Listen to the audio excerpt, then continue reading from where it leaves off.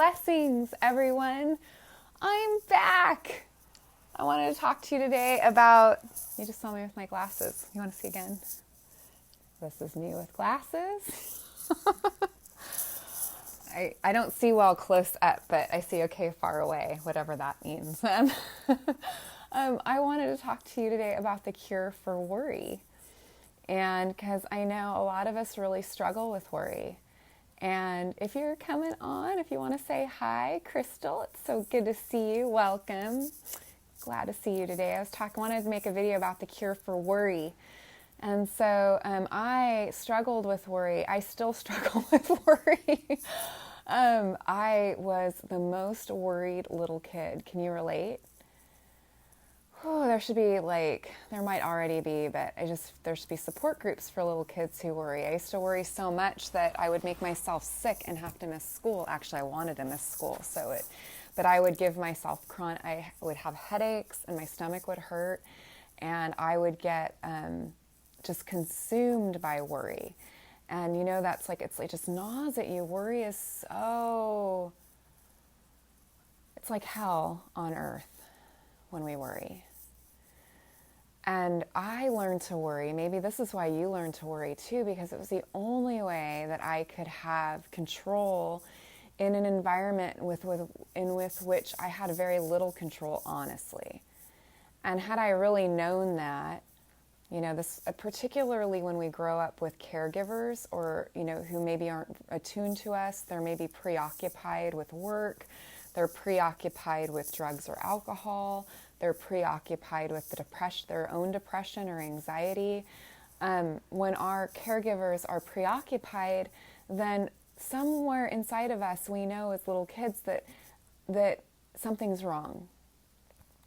And because the big people in our life aren't taking care of it, then we worry because it gives us some sense that we're doing something about it. Now, if we're not careful, that habit follows us into our adulthood. And I think that's true for a lot of us.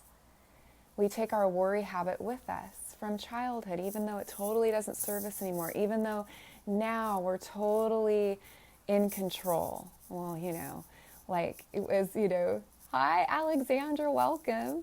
We're as in control as, what we choose to think about. And so that's where I'm going with this topic. So I was talking about the cure for worry, and I started off by saying that I am a recovering worrier, and that when I was little, I used to worry all the time. I suffered from excessive worry, and it's not something that to this day still, oh good, yeah, does it resonate, Alexandra? I'm glad. I hope the rest of this message helps you today too. Awesome. So if we're not careful, a lot of us, we carry that worry habit with us into our adult lives, and it causes us so much stress and suffering and disconnection and anxiety, and it can make us depressed. I mean, we can wake up freaking worried. We can be in the most beautiful place and be in hell. Worry, is when we worry, it's like we do create hell on earth. And one of the reasons we worry is because it gives us a sense of control.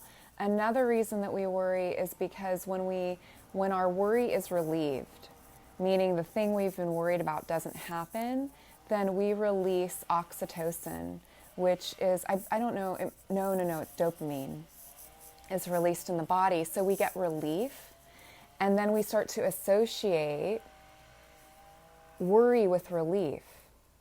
Do you get that? It's like this, it's not, the two aren't related, right? But they are in our minds and our hearts because of that connection.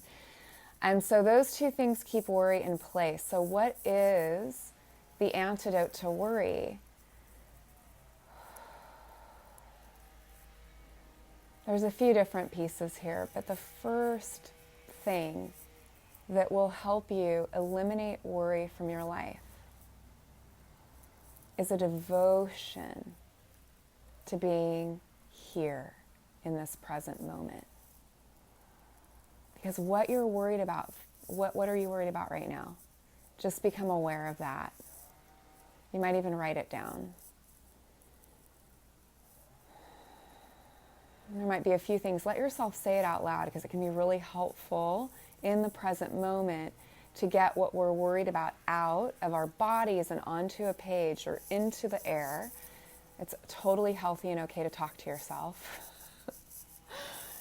Or to, or writing it down, if I haven't, I already said that, is another good way. So get it out so that you can release it. And then you can start practicing devotion to this moment. Now, what does it take to be present? Right now, really come into your body. Like, let your awareness fill you from the inside out. Fill your hands and your feet, every part of you. Now add your breath. Now listen to these words. Now notice when you're really in your body with your breath, absorbed in what's happening in this moment, where's worry? There's very little energy. Worry has to have energy to keep it alive. The energy that it takes is in our thinking. So worry is created through our thoughts, and we choose what we pay attention to. And so if we're in a habit of worry, we're unconsciously choosing our thoughts over the direct experience of this present moment. Because of the payoff. Because A, we think it actually does something when it doesn't. And two, the relief that it brings when that thing doesn't happen. So let yourself see that worry doesn't do anything. But you do still need to have that sense of being taken care of and supported and nurtured. And this is where faith comes in. Being present in this moment, wholly in your body with your breath, hearing what you're hearing, doing whatever you're doing with complete devotion. Like this morning I woke up, I turned my phone off because I take my kids to school at 9 o'clock in the morning. And I've been practicing being devoted to them, turning my phone off so I can just give them my undivided attention. And we do breakfast, we do stories. We had the most amazing conversation at the breakfast table this morning. And then I take them to school and I turn my phone on. This is my devotion to the moment. A lot, like less space to worry when we're present. And presence is a practice, and part of what's going to help you get there is faith and trust. And what do we have faith and trust in? Well, we can ask ourselves, what is our connection to the Creator? Well, maybe we don't believe in a God per se. I use the word God, or you maybe use spirit, divine wisdom. Let's just get really basic here. Something unarguable is that wisdom that's beating your heart right now and the wisdom that's breathing your breath right now is happening beyond your will. We could say that is it's run by a force beyond your comprehension. It's got an intelligence to it, doesn't it? It knows exactly what to do. It knows what to do with how to pump the heart, how to breathe the breath. It knows how to set the sun and bring up the moon and orchestrate all of the cosmos. That's undeniable that there is that wisdom operating beyond us that's also part of us. Really trustworthy. When I'm present, I'm directly connected to it. Everything I do from that place will be aligned with the knower within me. So my conversations will go better. I will get better results from things because I'm devoted to the process of it.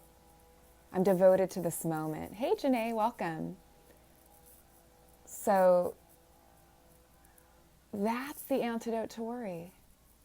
It's so simple. It's not so easy because you're addicted to your worry, So it takes a leap of faith and trust to say, no more. I'm not going to do this to myself. It also takes a lot of self-love. You take a stand for yourself here. Take a stand for yourself. You know, it's like I took a stand for myself with worry, and I was like, I'm not going to do this anymore. And when I catch myself worrying, I remember that. I made a promise. I vowed that I wouldn't. And I come back into presence. I come back into my body. I come back to my breath. And I unstick my attention from the worry thoughts. And I just like surrender in faith to this moment. One thing at a time. So something that helps us cultivate presence and helps us practice presence is meditation. Anything that you do that allows you to be conscious of your thinking, and yoga's great at this too. We need a process where we're learning how to pull our attention from our worry thoughts to this moment. Practices like yoga and meditation are amazing at that. So if you don't have a practice, I would recommend highly that you get one. And if you want to meditate with me, I have a YouTube channel, Freely Offered Meditations. I think I have like 23 of them on there or something like that. Just Karina Nickerson. If you do go on there, would you subscribe? I'd appreciate it. I hope that serves you today. Really let me know. Comment below if this helped you. Be specific would be great. Like what about what I said really helped you unstick from worry? It is your birthright to be happy. It is your birthright to be at peace.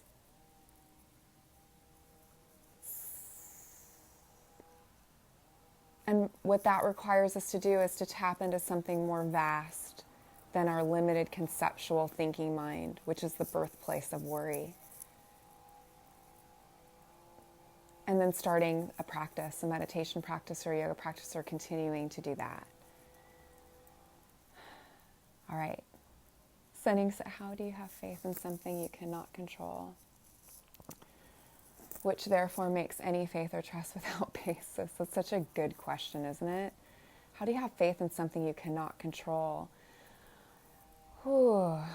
That's right. What it requires from us, right, Alexandra, is this like trust in the rightness of how things unfold and realizing that that might not be what we want. I hope that makes sense. It's like a deep surrender. It's even a surrender of our own agenda in some cases. I mean, this is true for all of us. Things have happened in our lives that have been hard to manage or hard to handle, and we haven't had any control over it. But if we can look back, we can see that there always is an orchestration, a process. There's a wisdom, and it's not easy. I hope that helps. Sending you all so much love and many, many blessings. Have an amazing day. Namaste.